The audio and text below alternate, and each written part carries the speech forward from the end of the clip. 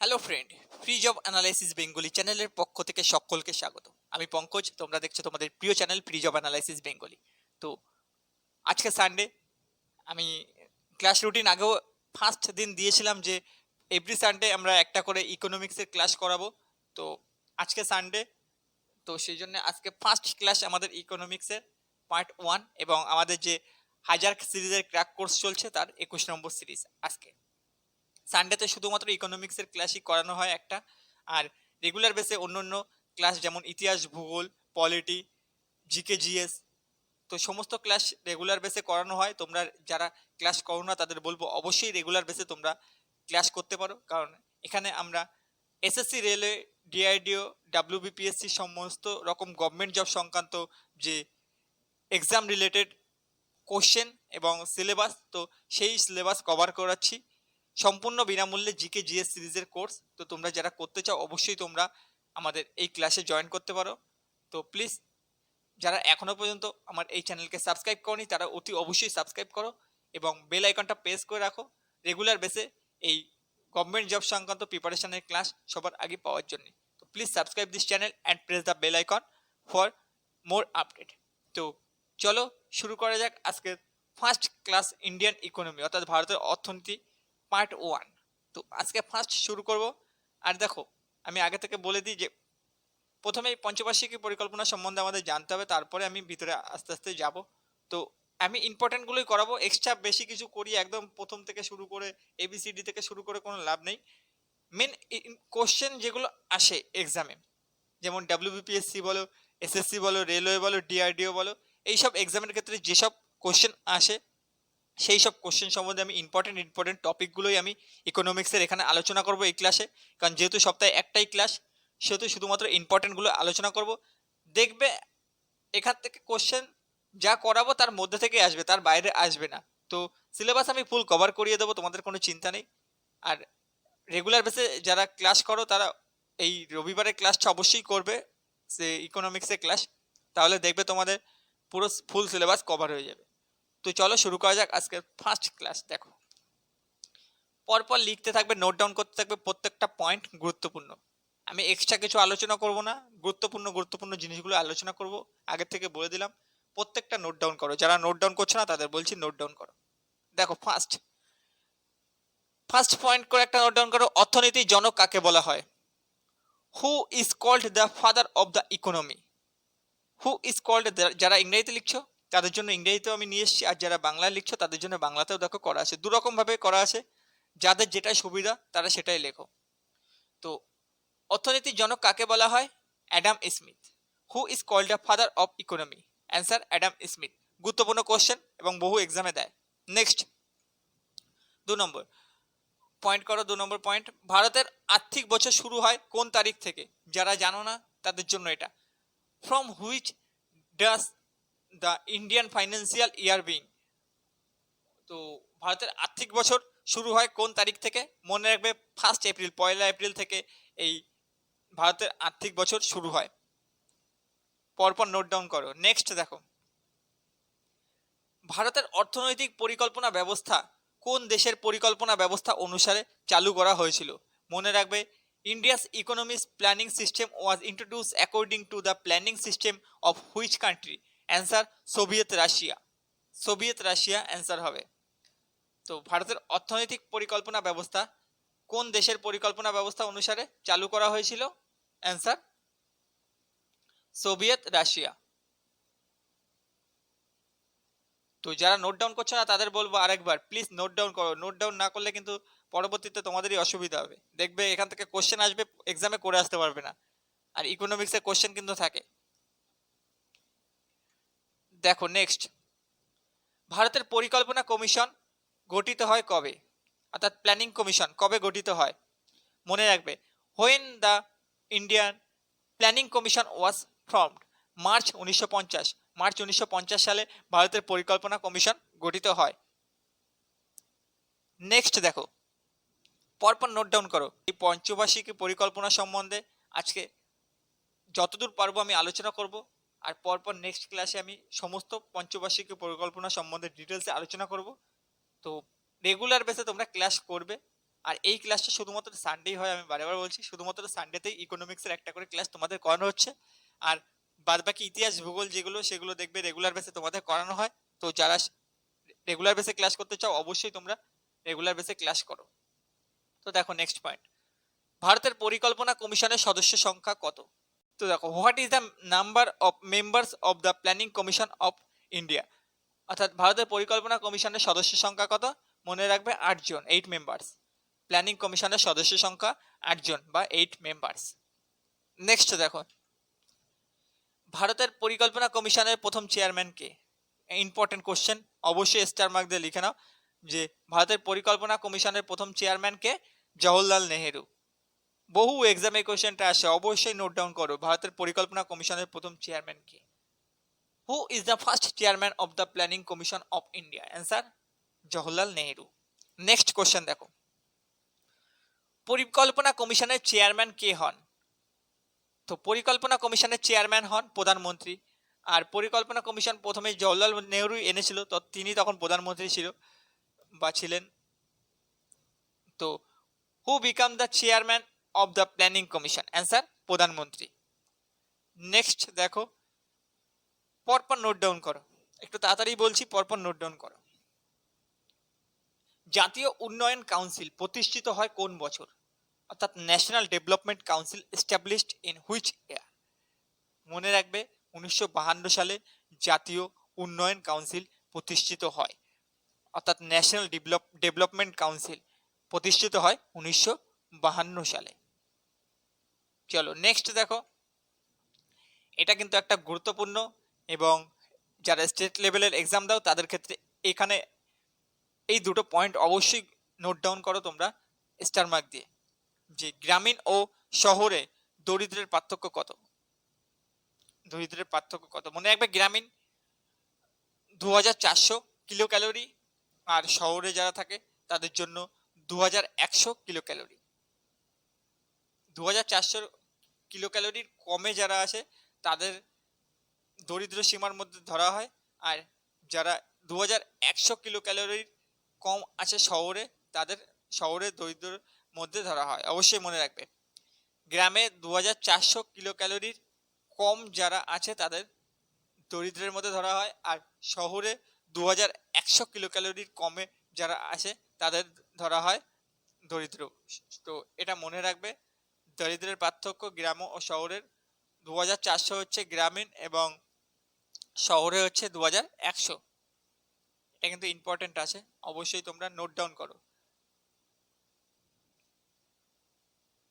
Next দেখো, এবার আমি পরপর পঞ্চবার্ষিকী পরিকল্পনাগুলো সম্বন্ধে আলোচনা করব, তো পরপর নোট ডাউন করবে। আমি একটু ফার্স্ট ক্লাস করাচ্ছি অবশ্যই, তো সমস্যা হতে পারে, যদি কারো সমস্যা হয় কমেন্ট বক্সে কমেন্ট করবে, বুঝতে অসুবিধা হলে আমি তাকে অবশ্যই বুঝিয়ে বলে দেব। কোনো পয়েন্ট যদি বুঝতে অসুবিধা হয় কমেন্ট করবে, আমি বুঝিয়ে বলার চেষ্টা করবো। তো প্লিজ অসুবিধা হলে চুপ থাকবে না, কমেন্ট করে দেবে, আমি তাকে বুঝিয়ে দেবো।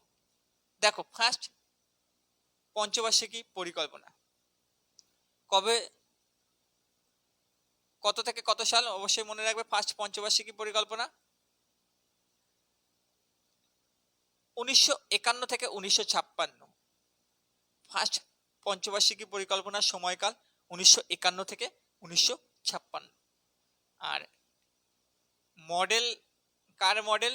ডোমেন মডেল, অবশ্যই মনে রাখবে, এটাকে বলা হয় ডোমেন মডেল। ফার্স্ট পঞ্চবার্ষিকী পরিকল্পনা যে মডেল, তো তার নাম কি? ডোমেন মডেল, বা যিনি বানিয়েছিল তার নাম হচ্ছে হারোড ডোমান। হারোড ডোমান হলো তার নাম, তো তার নাম অনুসারে এই মডেলের নাম ডোমেন মডেল, অবশ্যই মনে রাখবে।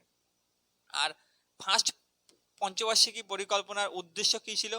অবশ্যই মনে রাখবে, উদ্দেশ্য ছিল কৃষি কেন্দ্রিক, অর্থাৎ এগ্রিকালচারের উপরে ফোকাস। কৃষির উপরে ফোকাস হচ্ছে ফার্স্ট পঞ্চবার্ষিকী পরিকল্পনার উদ্দেশ্য ছিল।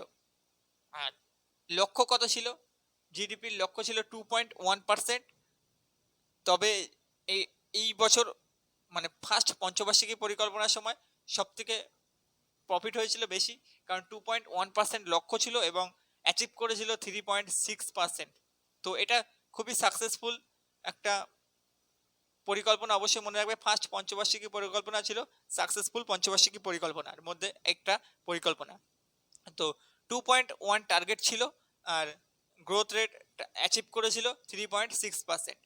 তো 2.1% গ্রোথ রেট টার্গেট ছিল, কিন্তু টার্গেট অনেকটাই বেশি অ্যাচিভ করেছিল। তো সেই কারণে এটা একটা খুবই সাকসেসফুলি পরিকল্পনা মনে রাখবে, প্রথম পঞ্চবার্ষিকী পরিকল্পনা। প্রত্যেকটা পয়েন্ট ইম্পর্টেন্ট, আমি বলে তো দিলাম। এখানে আমি এক্সট্রা আলোচনা করব না, শুধুমাত্র যেগুলো এক্সামে আসার মতন সেগুলোই আমি আলোচনা করছি। তো পরপর নোট ডাউন করো, যেগুলো লিখেছি আমি প্রত্যেকটা নোট ডাউন করো। দেখো নেক্সট, সেকেন্ড পঞ্চবার্ষিকী পরিকল্পনা। এটা কিন্তু অতি গুরুত্বপূর্ণ, এই পয়েন্টটা অতি গুরুত্বপূর্ণ, যে সেকেন্ড পঞ্চবার্ষিকী পরিকল্পনার মডেল কে বানিয়েছিল? অ্যান্সার প্রশান্ত চন্দ্র মহলানবিশ। প্রশান্ত চন্দ্র মহলানবিশ মডেল বলা হয় এই সেকেন্ড পঞ্চবার্ষিকী পরিকল্পনাকে। অবশ্যই মনে রাখবে, সেকেন্ড পঞ্চবার্ষিকী পরিকল্পনাকে বলা হয় প্রশান্ত চন্দ্র মহলানবিশ মডেল। তো এই সেকেন্ড পঞ্চবার্ষিকী পরিকল্পনার উদ্দেশ্য কী ছিল? শিল্পক্ষেত্রে অর্থাৎ ইন্ডাস্ট্রির উপরে ফোকাস, শিল্পক্ষেত্রের উপরে ফোকাস বেশি দেওয়া হচ্ছে এই পরিকল্পনার উদ্দেশ্য ছিল। যেসব ইন্ডাস্ট্রিগুলো, বড় বড় ইন্ডাস্ট্রি গড়ে তুলতে হবে এবং যে ডেভেলপমেন্ট, তো সেটা ডেভেলপমেন্ট করতে হবে। তো এই পরিকল্পনার এই উদ্দেশ্য ছিল বড় বড় ইন্ডাস্ট্রি ডেভেলপমেন্ট করার।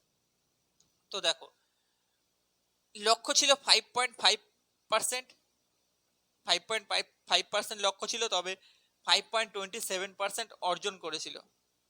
তো যদিও একটু কম, তবুও এটাকে সাকসেস ধরা হয়। তো এটাকে ফেলিয়ার বলা যায় না, অবশ্যই মনে রাখবে।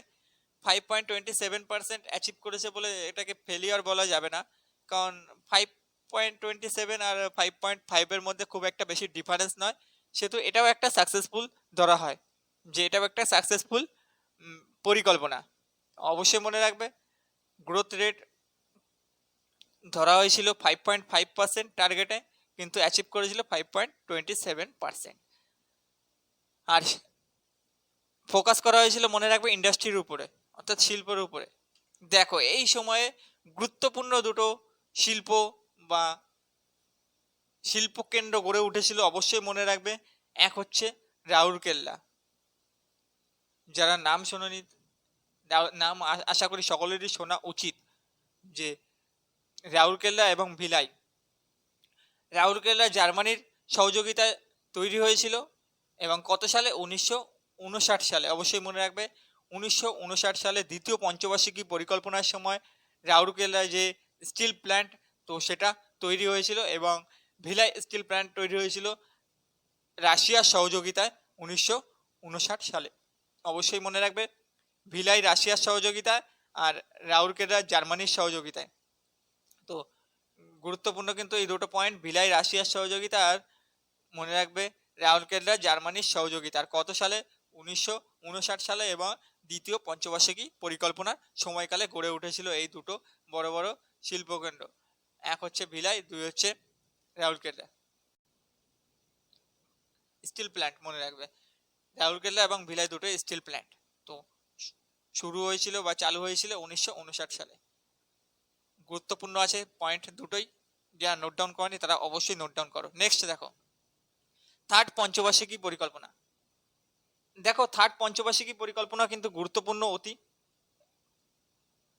কারণ এই সময় পরে বলছি, আগে দেখো এটা ফেলিয়ার হয়েছিল। অবশ্যই আগে থেকে বলে দিই, এটা ফেলিয়ার হয়েছিল, আর এটা কিন্তু গুরুত্বপূর্ণ এই কারণেই যে ফেলিয়ার হয়েছিল। তো কি কারণে ফেলিয়ার হয়েছিল সেটাও একটা গুরুত্বপূর্ণ বিষয় আছে।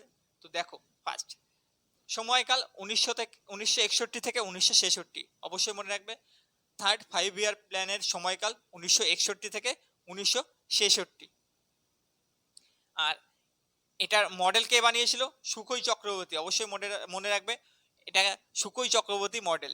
আর এটার আরেকটা নাম আছে, সেটা হলো গডগিল যোজনা। গুরুত্বপূর্ণ, থার্ড পঞ্চবার্ষিকী পরিকল্পনাকে বলা হয় গডগিল যোজনা। অতি গুরুত্বপূর্ণ, এক্সামে কিন্তু এটা আসে, গডগিল যোজনা। দেখো এই যে গডগিল যোজনা আমি লিখে দিয়েছি। তো থার্ড পঞ্চবার্ষিকী পরিকল্পনাকে বলা হয় গডগিল যোজনা। আর এই পরিকল্পনায় শিল্প এবং কৃষি উভয় দুটো ক্ষেত্রেই ফোকাস করা হয়েছিল, যে শিল্প এবং কৃষি দুটোরই উন্নতি দিকে লক্ষ্য রাখতে হবে। এই থার্ড পঞ্চবার্ষিকী পরিকল্পনা এটা উদ্দেশ্য ছিল, কিন্তু এটা ফেলিওর হয়েছিল। দেখো লক্ষ্য ছিল 5.6%, কিন্তু টার্গেট অর্জন করেছিল জিডিপি 2.4%। তো প্রায় হাফ। কেন এতটা কমে গেছিল তার কারণ হচ্ছে, যারা জানো না তাদের অবশ্যই জানা উচিত যে এই সময় ইন্ডিয়া চায়না ওয়ার যে বা যুদ্ধ যেটা হয়েছিল, চায়নার সাথে ভারতবর্ষের যে যুদ্ধ, তো সেটা এই সময় হয়েছিল, ইন্ডিয়া চায়না যুদ্ধ। তো সেই কারণেই এই যে জানো যে যুদ্ধ হলে সব দিক থেকে যেই দেশেই হোক না কেন সেই দেশের ক্ষতি হবেই, অর্থাৎ যে আর্থিক ক্ষতি তো সেটা প্রচুর পরিমাণে হয় যুদ্ধের কারণে। তো সেই কারণে যুদ্ধ না হওয়াই ভালো। তো যুদ্ধ হয়েছিল বলে এই বছর একদম পুরো এই 5 বছরের মধ্যে যেই পরিকল্পনাটা করা ছিল, থার্ড পঞ্চবার্ষিকী পরিকল্পনা 1961 থেকে 1966, তো এটা সম্পূর্ণভাবে প্রায় হাফও টার্গেট অর্জন করতে পারিনি। তো এটা পুরোপুরি ফেলিয়ার পরিকল্পনা, অবশ্যই মনে রাখবে যে থার্ড পঞ্চবার্ষিকী পরিকল্পনা হলো পুরোপুরি ফেলিয়ার পরিকল্পনা, এটা সাকসেসফুল হয়নি, আনসাকসেসফুল। তো গুরুত্বপূর্ণ এই 3 নম্বর পরিকল্পনা। আজকে এই 3 নম্বর পর্যন্তই থাক। দেখো এরপরে এসেছিল প্ল্যানিং হলিডে যেটাকে বলি আমরা, অর্থাৎ এরপরে কিছুদিন বন্ধ ছিল, কোনো প্ল্যান ছিল না। পরবর্তীতে আমি 4 নম্বর থেকে কবে থেকে শুরু হয়েছিল সেটা সম্বন্ধে আলোচনা করব নেক্সট ক্লাসে। তো রেগুলার বেসে তোমরা ক্লাস করবে, আজকে 3 নম্বর পর্যন্তই থাক। তোমরা এগুলোকে মুখস্থ করবে, যেই পর্যন্ত করালাম প্রত্যেকটা ইম্পর্টেন্ট আছে। দেখা হবে নেক্সট ক্লাসে। আর প্লিজ যারা এখনো পর্যন্ত আমার এই চ্যানেলকে সাবস্ক্রাইব করনি তারা অতি অবশ্যই সাবস্ক্রাইব করো, কারণ রেগুলার বেসে আমি গভর্নমেন্ট জব সংক্রান্ত প্রিপারেশন তোমাদের সম্পূর্ণ বিনামূল্যে করাই। তো প্লিজ ফুল ক্র্যাক কোর্স সম্পূর্ণ বিনামূল্যে করতে চাইলে অবশ্যই আমার এই চ্যানেলকে সাবস্ক্রাইব করো এবং আমার সঙ্গে থাকো। তো আজকের মতন এইটুকুই, দেখা হবে কালকে নেক্সট ক্লাসে। কালকে যদিও এই ইকোনমিক্সের ক্লাস নেই, ইতিহাস ভূগোল এগুলোর ক্লাস আছে, তোমরা যারা করতে চাও তারা অবশ্যই করতে পারো। আর ইকোনমিক্সের ক্লাস আবার নেক্সট উইকের সানডেতে হবে। তো প্লিজ সাবস্ক্রাইব করো রেগুলার বেসে ক্লাস করার জন্যে। আর আজকের মতন এইটুকুই, দেখা হবে কালকের নেক্সট ক্লাসে। টাটা।